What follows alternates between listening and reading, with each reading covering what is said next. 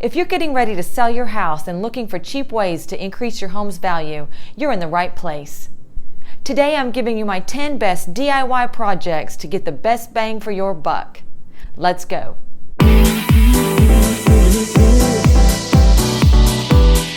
My name is Teresa Fudge and I am Suwanee, Georgia's favorite running realtor. You may have seen me run the streets of your neighborhood, or maybe we've met in one of Suwanee's restaurants. I make videos each week to teach you what you need to know about buying, selling, and living your very best life here in the Suwanee, Georgia area. Your home is likely your biggest asset, and if you're going to sell, you want to get the most return on your investment as possible. There are lots of ways to do this without spending a lot of money. Sweat equity is real, and I'm going to show you how to get some. Here are my 10 cheap ways to increase your home's value. We're starting outside. My first tip is to pressure wash the exterior of the house. If you don't already own a pressure washer, you can rent one for about $40 a day, or you can even buy one for about $80. My husband found one on Facebook Marketplace and I think he paid $50 for it. Pressure washers are really handy to have around. Just make sure when you do this that you use the right amount of pressure. You don't want to damage the exterior paint. While you're at it, go ahead and wash down the driveway and the sidewalks and all the walkways. This little bit of effort goes a long way, making your home look fresh and well taken care of. My second tip is to freshen up and upgrade your existing landscaping. Start by pruning and trimming back any existing trees and bushes, especially near the house. Over the years, shrubs can grow taller and taller and obscure the windows. You want to trim them back so they showcase the house. You'll want to use greenery along the walkways, maybe something like monkey grass. It's always nice to add a pop of seasonal color. But use perennials instead of annuals, that way they'll come back year after year. I like to add a few potted plants on the front porch as well. Just make sure it doesn't look cluttered or too busy. And don't forget to trim and edge the walkways. It gives it a nice finished look. If possible, go ahead and patch any bare areas in the grass with new sod. You can do grass seed as well if you have the time for it to grow. Be sure to get rid of anything that's dead, and that goes for old landscape lighting as well. Tip number 3 is to repaint or replace the front door. If the front door is in bad condition, this could send a negative message about the overall condition of the house itself. And if there are panes of glass in the door, make sure they're not broken and make sure they are squeaky clean. And if the door hardware is looking bad or dated, you might want to go ahead and replace it. If it just simply needs to be tightened up, you can do that. It'll probably only cost you about $100 to replace it completely, and it makes a great first impression to a potential buyer. And if that door's been sticking or maybe is difficult to close, make sure you address that as well. Okay, let's take this party inside now. My number 4 tip is probably the most important, and that's to deep clean. Y'all, I'm not just talking about dusting, mopping, and vacuuming.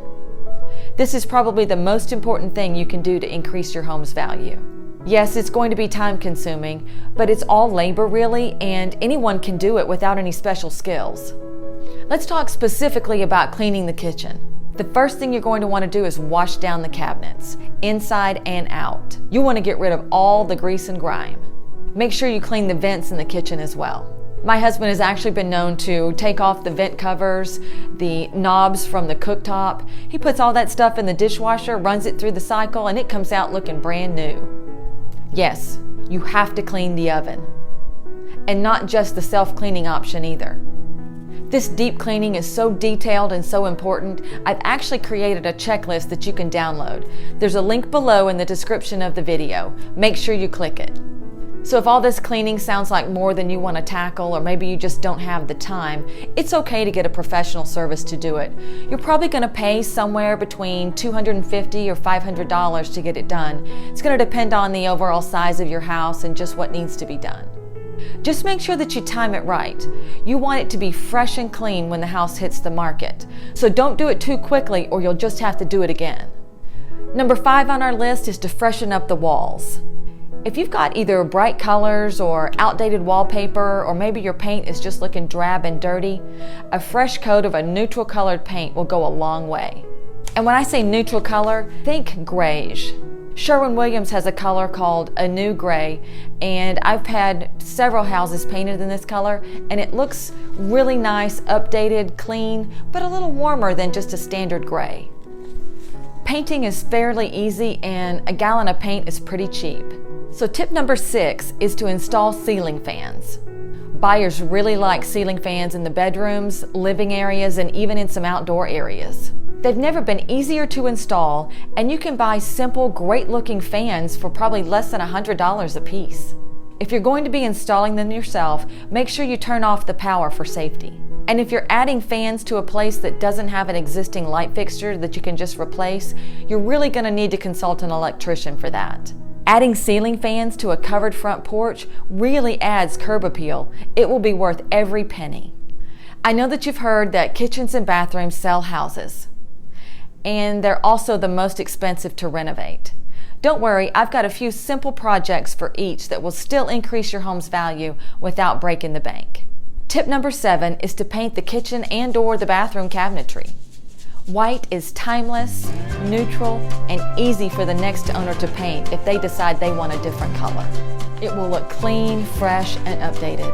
And if you're doing this yourself, make sure you clean the cabinetry first to get rid of any residue that would cause the paint not to stick or to give you a bad finish. You'll want to start by removing all the hardware.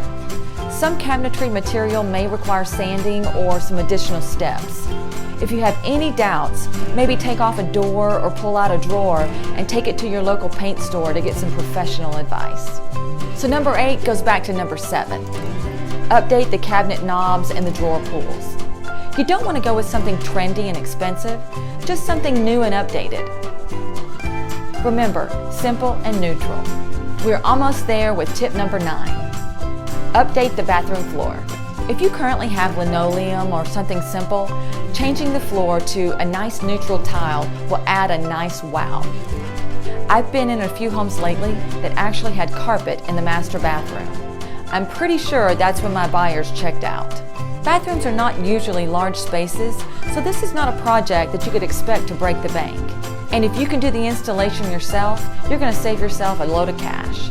Be very careful not to choose a product that's going to make the rest of the bathroom look outdated though. Wow, we are at number 10. Update the fixtures. So this tip goes for both bathrooms and kitchens. If you have a light fixture that screams tacky or dated, for probably less than $100, you could replace it with a new modern version. A new vanity light could cost a mere $40 but make a real boost in the value. Towel bars can really look outdated. You can easily replace these with some nice hooks for a really updated look. And changing out those yellowed or cracked light switch covers or outlet covers can really go a long way. These are really cheap, probably less than $1 a piece. Trust me, buyers will notice.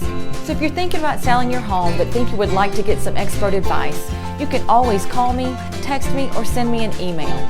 I've also got lots of seller tips on my website. Thanks so much for watching.